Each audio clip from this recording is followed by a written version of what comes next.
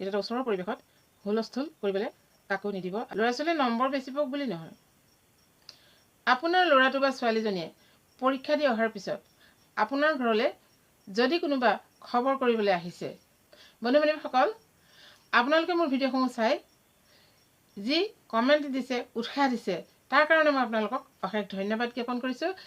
আহক আজি এটি নতুন ভিডিঅ' আপোনালোকৰ আগলৈ আগবঢ়াওঁ।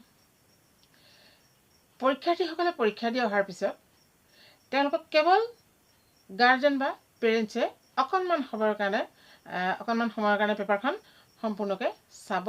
তাৰপিছত তেওঁলোকক খোৱা বোৱা কৰি শুবলৈ দিব বা ৰেষ্ট দিব। তাৰপিছত সেই পেপাৰখন গাৰ্জেনে ধুনীয়াকৈ বা পেৰেণ্টছে ধুনীয়াকৈ আঁতৰাই থৈ দিব। যাতে কিয় আঁতৰাই থ'ব? কাৰণ সেই ল'ৰাজনে বা ছোৱালীজনীয়ে সেই পেপাৰখন যাতে সেই দিনকেইটা পৰীক্ষা চলি থকা সময়ত নাপায়।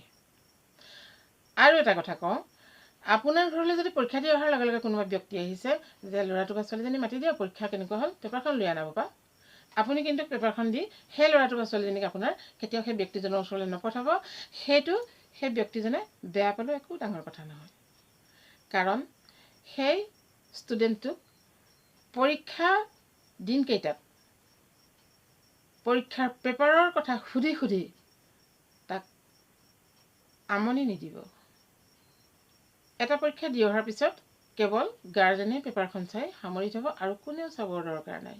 তাৰ পিছৰ পৰীক্ষাৰ কাৰণে তাক পঢ়িবলৈ সুবিধা দিয়ক আৰু টোপনি ক্ষতি নকৰাব।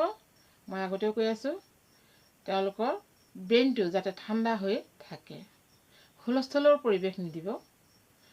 ইয়াৰ পিছৰ পৰীক্ষাখিনিও তেওঁলোকে দি অহাৰ পিছত মাত্ৰ অকণমান সময়, যিহেতু অকণমান সময় পেৰেণ্টছে পেপাৰখন চাবই, চাই এবাৰ চালে শেষ হৈ গ'ল, সেইখন আপুনিয়ে লুকুৱাই থ'ব। কাৰণ সেই ষ্টুডেণ্টটোৱে সেই পেপাৰখন দ্বিতীয়বাৰ পোৱাটো নিবিচাৰোঁ।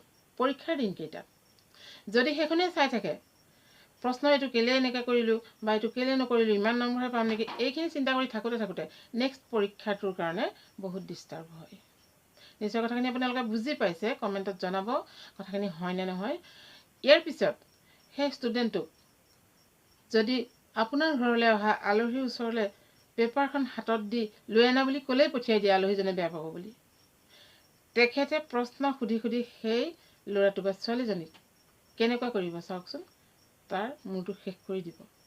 সেইবিলাক বেয়া পোৱা ভাল পোৱা কথা নহয়। পৰীক্ষা চলি থকা সময়ছোৱাত সেই ষ্টুডেণ্টটোক খবৰ কৰিবলৈ আহি বা পেপাৰ চাবলৈ অহাটো সেইটো কেতিয়াও ভাল কথা বুলি মই মোৰ ফালৰ পৰা নকওঁ। যদি বেয়া কৈছোঁ মই, আপোনালোকে কমেণ্টত জনাব। তাৰপিছত আৰু এটা কথা শুনক, আপোনাৰ সন্তানে প্ৰথম দিনা পৰীক্ষা দিবলৈ ওলাওঁতে আপুনি যি নিয়ম কৰি পঠাইছিলে, যদি কোনোবাই সেই নিয়ম কৰা নাই, তেতিয়াহ'লে আপোনালোকে এই চলি থকা দিনকেইটাৰ ভিতৰত এদিন কৰিলেও হ'ব। মই আগতে দিয়া এটা ভিডিঅ'ত কমেণ্ট পাইছোঁ আৰু সেইকাৰণেহে কৈছোঁ যে আপোনালোকে যদিহে প্ৰথম দিনা সেই নিয়ম কৰিবলৈ পাহৰিলে বা নাজানে, ধৰক মোৰ ভিডিঅ' চাই পেলাই আপোনালোকে গম পাইছে, কিছুলোকে কমেণ্ট কৰিছে, মই তেখেতসকলক কৈছোঁ আৰু বাকীসকলকো কৈছোঁ, আপোনালোকে এই পিছৰ দিনকেইটাৰ ভিতৰত যিদিনা পৰীক্ষা আছে ইয়াৰ পিছত মানে নেক্সট সেইদিনাখন সেইদে কৰিলেও হ'ব। কাৰণ সেইখিনি গোটেই পৰীক্ষাটোৰ কাৰণেই মংগল। সেই নিয়মখিনি কৰিলে পিছত এদিন কৰিলেও আপোনালোকে সমানেই ফল পাব। বাকীখিনি আপোনালোকে জানেই, মই আপোনালোকক বহুত জানো বুলি কিবা কিবি কোৱা নাই। যিখিনি মই নিজে পাই থৈছোঁ সেই কথাখিনিহে আপোনালোকৰ আগত আজি প্ৰকাশ কৰিছোঁ। কিয়নো তেনেকুৱা মানুহ বহুতো আছে আৰু তেনেকৈ যদি ওলাই নাহে বেয়া পায়, গতিকে সেইখিনি আপোনালোকে নিজে নজৰ ৰাখিব। এতিয়া ওচৰৰ পৰিৱেশত হুলস্থুল কৰিবলৈ কাকো নিদিব। আপোনালোকে নিজেই গৈ ভালেৰে ক'ব এষাৰ, তাত কোনো বেয়া পাবলগীয়া কথা নাথাকে, বুজালোকে বুজি পাব।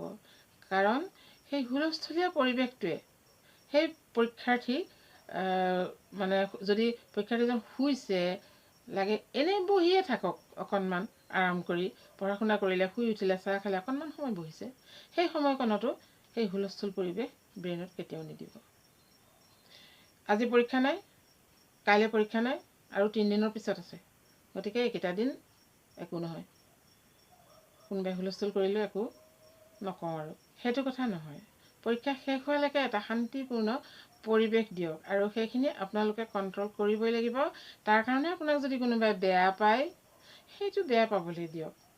পঢ়া শুনাৰ ক্ষেত্ৰত ল'ৰা ছোৱালীয়ে নম্বৰ বেছি পাওক বুলি নহয়, নম্বৰ যিয়ে নাপাওক, আপোনাৰ সন্তানে নম্বৰ যিয়ে নাপাওক সেইটোৰ ওপৰত নিৰ্ভৰ নকৰে, কিন্তু সেই দিনকেইটাত এনেধৰণৰ পৰিৱেশত ৰখাটো মানে এই কথাকেইটা মানি চলাটো কৰ্তব্য, মাক দেউতাকৰ কৰ্তব্য। তাত আনে কিবা কোৱালে আপোনালোকে ৰৈ নাথাকিব। মাত্ৰ এটাই কথা, পৰীক্ষা শেষ হোৱালৈকে এটা শান্তিপূৰ্ণ পৰিৱেশ লাগে। কথাখিনি কেনেকুৱা পালে জনাব। নেক্সট ভিডিঅ'ত লগ পাম। ধন্যবাদ।